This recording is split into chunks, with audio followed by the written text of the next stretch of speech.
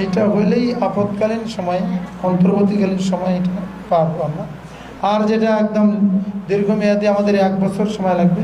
1 বছরের মধ্যে যে প্রধান যে রাস্তাগুলো এগুলো হয়ে যাবে।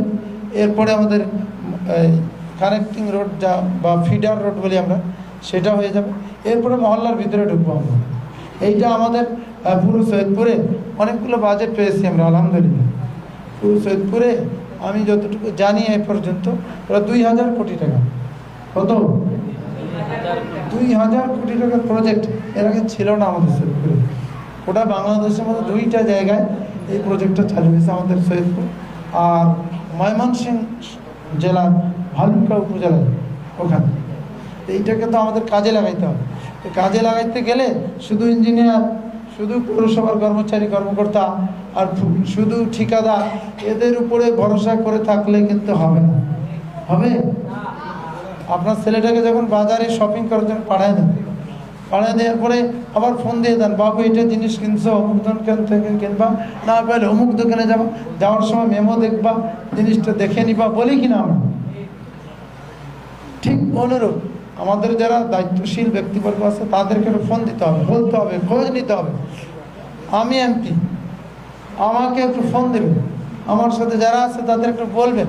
এরকম মানে পারস্পরিক ভিউ এক্সচেঞ্জ করলে কাজটা আমাদের সবাই মিলে সুন্দর করতে পারবো আমরা, ইনশাআল্লাহ।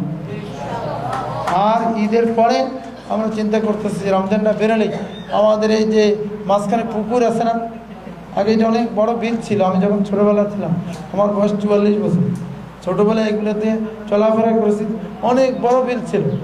এমনকি ওই যে কলার গাছের ভেলা তৈরি হতো, অনেক ফুল ফুটতো, সেটা কি এখন হচ্ছে?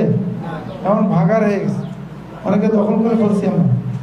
এটা আমরা উদ্যোগ নেব, আপনারা হেল্প করবেন।